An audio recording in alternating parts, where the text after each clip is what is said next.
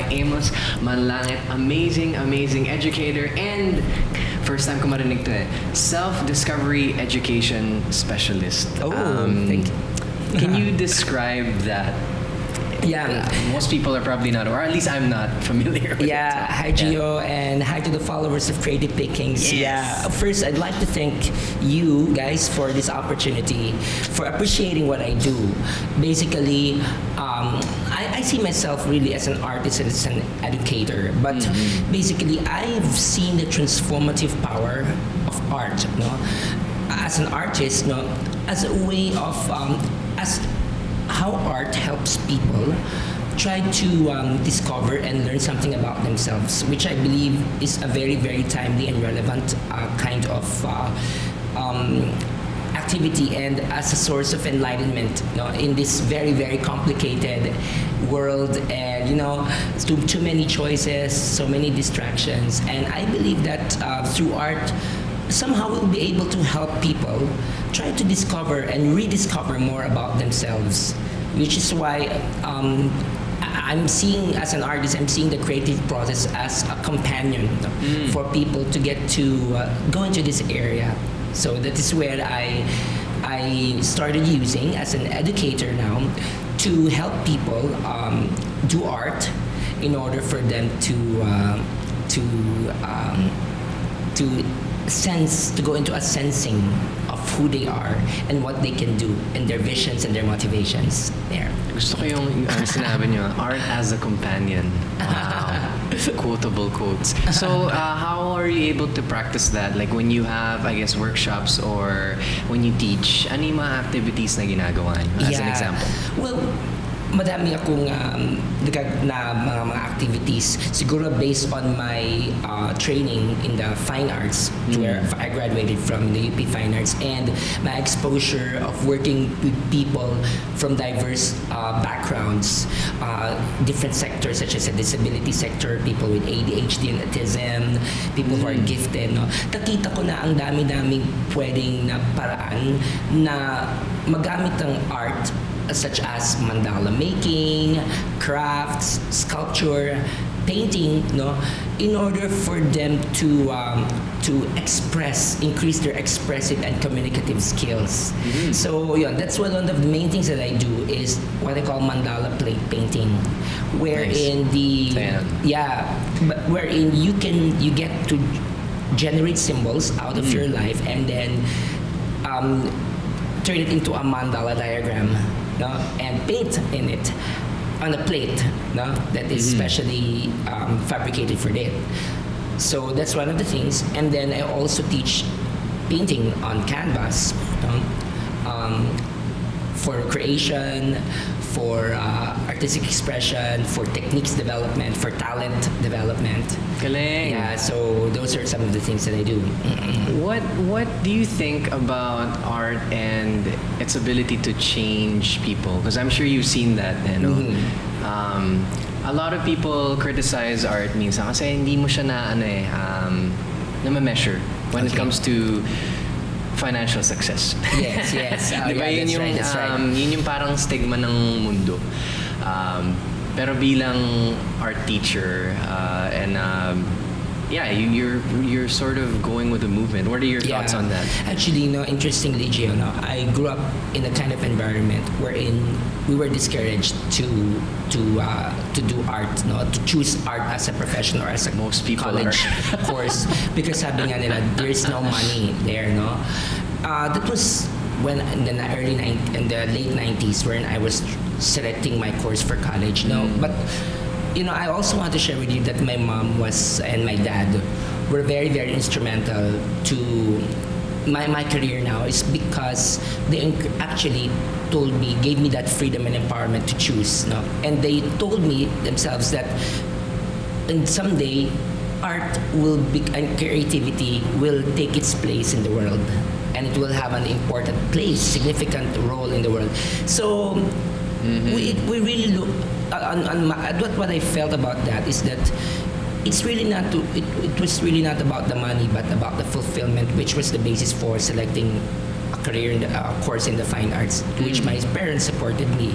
Galing. Yeah, and then what happened was that I went through a stage also wherein, because the artistic career is an unconventional career, meaning that sometimes the price, the value, the monetary value of what you do is equated to your artistic license, is the way you were publicized, the way you are measured in terms of the financial value. And if kung mas popular ka o mas marami kang credentials, mas marami kang network, Mas malaki yung kita. oh yeah, the person who doesn't have that kind of leverage and the person has that kind, miski pareho lang ginagawa nila, mas mataas yung value ng isa. And we have to accept that that is really the artistic and creative career. No? Hindi natin pwedeng i-discount, hindi natin pwedeng i-reject yung ganung reality. But, smart, working hard and working smart is also contributory for you to gain a stronghold in an artistic and creative career. So what I did was that I struggled for some time, but eventually I saw myself tapping into new ideas, and that's basically what a creative professional is, the essence of being in a creative profession, until I found a place where I can help. And that is where that I took my work. I took a master's course in special education, and I saw how valuable it is to people with different abilities, such as with autism, with ADHD, giftedness. And people began to appreciate that, because it turns out that the artist going out of his or her traditional discipline and going into helping people, helping sectors, is actually a lucrative opportunity too. Ayun. So Pwede ngayon, kumita. so after 20 years, after that decision to go into the arts, Yeah. baliktad na. And now that I'm teaching in Kalayang College of Fine Arts and UP College of Fine Arts, and I ask my students, is it still the same perception that art, walang pera sa art? And they actually disagree. Good. Totally disagree. Because sabi Good. nila, sir, kami pa nga hinahabol. Minsan, It's di pa about time. kami nag-graduate, kinukuha na kami. Nice. Di ba? And Wow. yan, the Galing. part-time opportunities that come to students who are still in the college level, who are still pursuing their degrees, actually it's the biggest temptation now for them to leave school and go into these careers, because they're already being utilized, and they're being actualizing, rather, not utilizing. They're actualizing their potentials in the different industries. Tama. Yeah, so no, and sabi nga nila, is that there are numerous readings, if you like to look at it online, that the skill now, the foremost skill of the 21st century is creativity and complex problem solving. Yes. To which creativity and innovative thinking is really, really, parang that is the main ingredient. It's ironic because you're a teacher. And kasi, well, the reason I let me emphasize on the irony, because as a teacher, you create programs, curriculums that students have to follow in order to pass. Pero kung gusto mo maging creative, I mean, if a student cheats, that's Yeah. very creative. Yeah. Diba? Like, you have to follow what's happening in school. So you're teaching people to be robotic in a sense. Pero yung concept ng creativity is spontaneous thought, spontaneous that's right. motivation. Even. That's right. Which is why, another thing, and now I'm going to speak from the vantage point of an educator, to which traditionally the kid who talks a lot, the kid who deliberately or consciously doesn't follow the directions, the kid who somehow is a little more hyper, and a little more parang inquisitive, Yes, is yes. being parang ang dami-dami yung estudyante. You're 45, and then there's this one who is a little different from the rest. Usually there's the one who is being singled out and says that this child is so makulat, this child is so hyper, But now we see, that in a progressive mindset, especially with teachers who have a progressive thinking of education, it becomes actually stimulant or a launch pad for them to think beyond the tradition, to think beyond the norm or the box, as we say, and go into this what we call divergent thinking. And divergent thinking is coming up with so many answers to a single question, no? Trying to come up to generate as many ideas as you can from a single creative problem. And this is where I believe creativity is fueled, no? Creativity is fired up, no? So siguro may isa pa kasi akong nakikitang dyan, no, na especially in the fine arts, no, to which ang thinking is pag dun sa fine arts, ang tinuturo doon is yung kakayahan mong mag-drawing, kakayahan mong mag-paint, no, to which parang depart na tayo, no? We are gradually departing from the concept of art becoming a discipline of creating artistic works, artistic works na kailangan beautiful yung itsura, to yung creativity becoming way of thinking,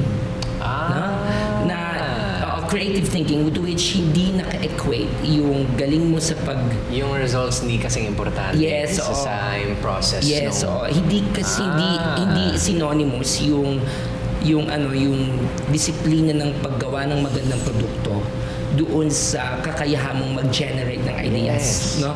Because anyone can be creative, anyone can generate ideas if they allow themselves to. But of course, once you generate ideas and you start practicing, no, creativity, that is where the artistic excellence or talent, comes after. Diba? Tama. And I'm speaking as someone from the College of Fine Arts. So, teaching in the Fine Arts. From experience rin naman yun, malamang no? Gusto ko yun. Yun, no?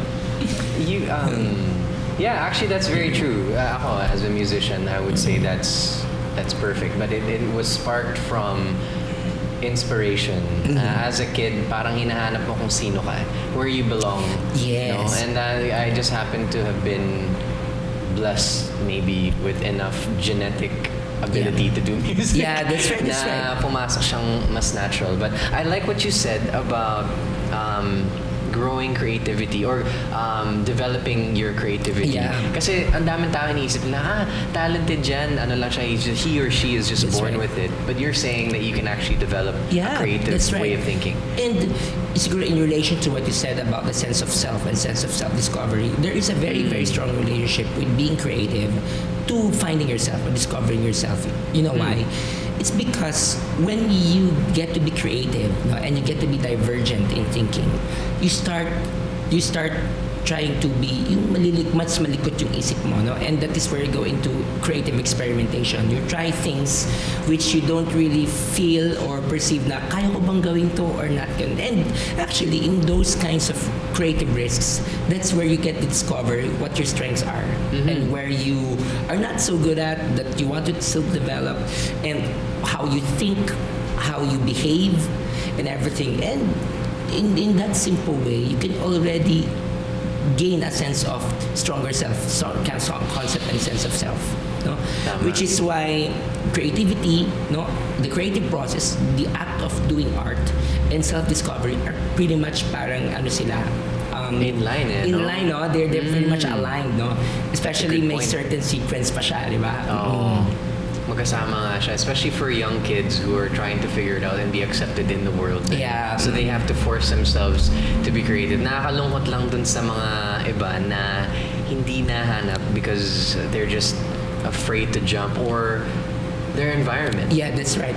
Ikaw, maswerte ka. Like, your environment, at least you mentioned your parents actually pushed you. Yeah, I have to credit them really for that, di ba? And as well as, nangyari is that I was maybe exposed to different kinds of environments, no? Wherein parang I was able to test myself, to do a lot of experimentation, creative experimentation, no? Tama. And actually, yung mas maganda pa doon is yung parents ko din. They tell me na parang, okay, you do experiment, you try this, you try that, but you be accountable.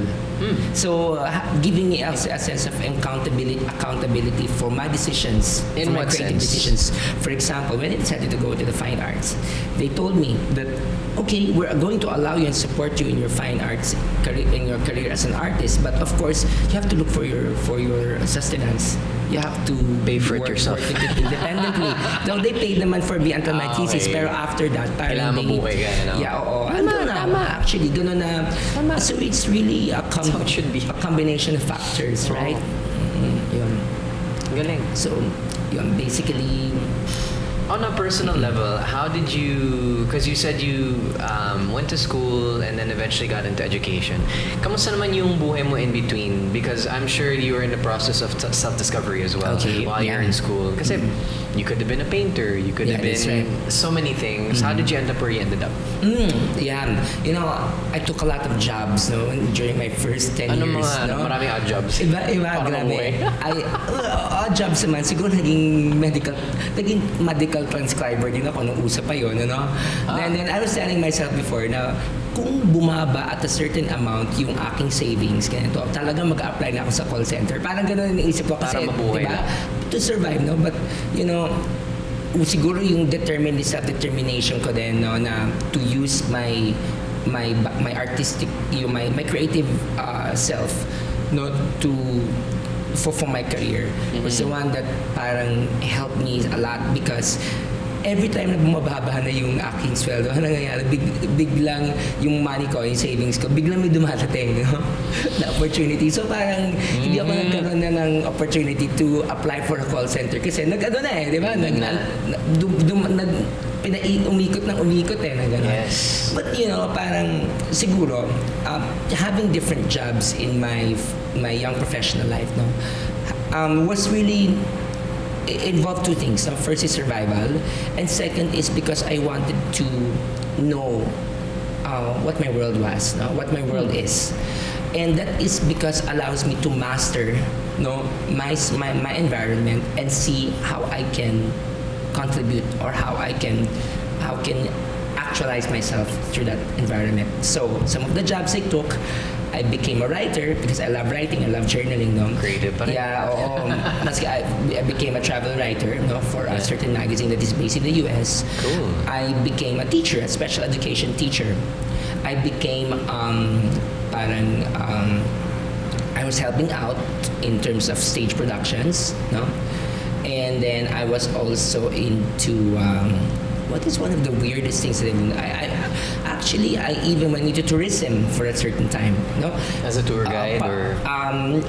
More on the planning, communications planning. Okay. I went into public relations too. I worked with some public servants, public officials. Yeah, so that is Cool. where I was able to gain all of the skills. Dami no? rin. I'm sure each job has assisted you in who you are today. Yeah, that's right. And but where I lasted for some time was becoming a principal for a school for gifted children. Yun. Yeah, and that is Beautiful. where I was able to see the value of arts and disability or Yun. arts and diverse abilities, to which I am pursuing now. No? Amazing. Yeah, Amazing. yun. Balik lang tayo sa sinabi mo kanina, Amos, about almost running out or close to tapping into your savings pero meron pumapasok. Yeah. It's the same for me and I've spoken to other artists who are in that same boat. Kasi syempre yung insecurity ng mga artists, pag pinursu mo na, parang okay, ito na gagawin ko, meron akong savings, let's go. Yeah. Tapos wala nangyayari, tapos month after month, you're paying rent, you're paying for food, bills, blah blah blah, wala nangyayari.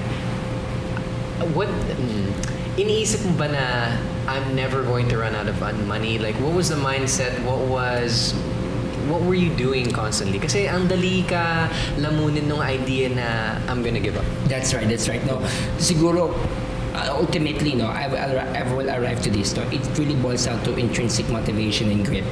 no, to follow your vision, which is why actually I teach visioning now, and I teach. Actually, I encountered so many participants in my mandala plate painting workshops, in my painting workshops, about people who were also in that stage of their lives, no? And I do understand where they come from because I came from that point You've also. experienced it. Yeah, Oh, actually firsthand. until now sometimes because I'm now not fully employed. Actually, I jumped from the employment, and now I work as a I work. I'm building a consultancy firm. Oh, wow. So parang until now, actually, I still experience that. But I guess it's really more of the core value of what you want to achieve, what you want to happen in your life, which is why even at a young age, a vision is very important because a vision is what will drive you to try to win each day, especially when you've decided to go out of your comfort zone. Now, I think that is what creative people are really always aspiring about, no? To go out of their comfort zones and to try to follow their passions, pursue their dreams, no?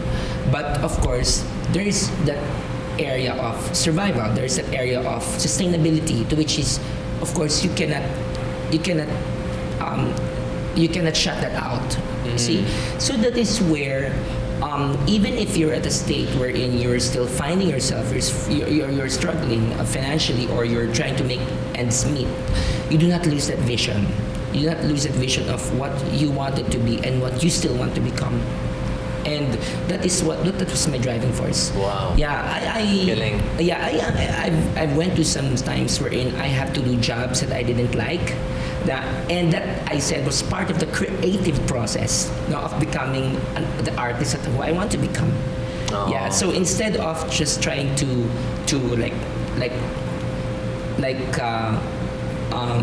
abhor or reject everything that was happening to me, or feel frustrated, what I do is that I romanticize a lot of things, even how I would ride the train and I would play some music and I would say that, wow, this is such a I one day be more like Mariah, emancipation of me, Yun, right? Parang yes. ganon. Where one day I will. So you see, parang having using your for me, being an artist, being a creative person is not confined to a certain discipline. It's a way of thinking. It's a way of life. And you can actually apply that in any industry that you're in. Even when you're in the banking industry, which is a very convergent and conventional industry, you can actually romanticize about everything that you're doing. Tama. Yeah, that's what I realized. No? It just so happens that I am also in the arts profession, but maybe if I went into public relations, which was my previous career, I would still see myself Still apply those this same way. skills, Yeah, because diba? the vision is the same. Oh. And that vision, that compass, didn't go out of me. If I will try to remember myself when I was 16, 17, 18, this is still, the vision that I have now is still that one. So what is that vision? Yeah, no, the vision. Wow. No, because maybe we can borrow that's your right. vision from you para ganun rin Yeah. nakalakas yung motivation namin. Siguro medyo complicated ng konti. Sige, Complicate ko simplify lang ng natin. konti. Yeah. Is that before, when I was a little younger, no, I had these very, very strict goals. I must be this at this time. I must be this at that time. I must be this. I must have this kind of money by that time. Of course, that was really motivating. Wow, diba? intense goal So setting. some of them I've reached, some of them not. Siyempre, I made my vision board, and I said, wow, 60% of my vision board was already. But eventually, when I went into my late 30s, I realized something. Is that sometimes the vision is not actually the destination, but the vision is what also you are in the present. So what I decided, what dawned into me was that yung vision pala, hindi necessarily kailangan stricto ka sa goals mo or yung meron kang mga clear na future state. Actually, assessing your skills right now, assessing yourself, discovering yourself, and knowing your skills, your knowledge, and the talents that you have, no? You just lay them out. And then see who you can help using that one. Siguro yung becoming a socially relevant artist, no? Artist who helps. Which is why siguro I'm seeing myself in 3 to 5 years as parang in the art as a therapy, in that kind of profession, because it helps communities, it helps individuals, it helps groups, it helps organizations. No? But basically right now, I'm just laying out all of these skills, knowledge, and talents and see where it can go, how it can help. So, yung vision ko, hindi necessarily future. Yung vision ko is ano ba yung magagawa ko in the present. But of course, this is the product of years and years and decades of aspiring of who I wanted to become. Developing that, no? Yeah, oo. True. So it's a process. And let's like the creative process, you have to trust that process. Galing. Diba? So your vision is constantly evolving, changing, pero yun yung driving force mo on a day-to-day basis. Yeah, oo. I hope I was able to simplify it somehow, right? Yeah. Na parang vision is actually a very fluid and organic thing, but the lack of vision is a different scenario. Yeah. Diba? Hindi, kasi marami nga like, I used to work in an office as well. I had things I wanted to do or wanted to have, even material, pero masasabi kong hindi siya vision kasi hindi ako motivated, hindi malakas. Yung like, so what if you have a nice car? So at least for me, from my experience, if that motivates you guys, that's fine too. Pero, Yeah, that's right. Meron akong mga material things na gusto ko dati, or at least kala ko gusto ko. Pero ba't hirap ako gumising? Bakit parati akong pagod? That's right. But now that I'm doing what I want, and I'm not saying it works for everyone, but because I'm doing what I want and I have things that I feel like I have a purpose, a reason to wake up, ganda ng buhay. Yeah, that's right. Yeah. Diba? Oo. Kasi kaya ano yan it all starts kasi from it's like from the root, no, of why you are doing things, no? Kaya nga I'm also actually sharing with others, Simon Sinek, start with why. Very important. Actually, my sister, who is 9 years younger than me, was the one who initially introduced that you have to start with why. You have to start with why you're doing it. And actually, if your why is to earn, then so be it. If your why, but a strong sense of self is important, right? And siguro you're wondering, no, bakit ba napunta na tayo sa visioning? Ano ba yung relationship ng art dun sa visioning? It's because I'm going to re-emphasize it, no, that in the act of sensing or accessing yourself, no, through the arts, that is where you gain a sense of self, and that sense of self will lead to a vision. And that is the format of the mandala plate painting workshops that I do. What I do is that I ask my participants to do a revisiting in which they look for significant experiences in their lives wherein they encountered obstacles and they achieved or had their victories. And from there, they get to realize that there's a pattern in their lives that has happened, which led them to their present. And I ask them to paint it, do it in a mandala, and for them to talk about their mandalas that were already in the plate. And you know, they end up talking about themselves and not about the art. So who says art is just for the artist, right? It's true. And who says that the artist should only talk about art? No, because the art and the self, they have a very, very big linkage. No, they are companions. No?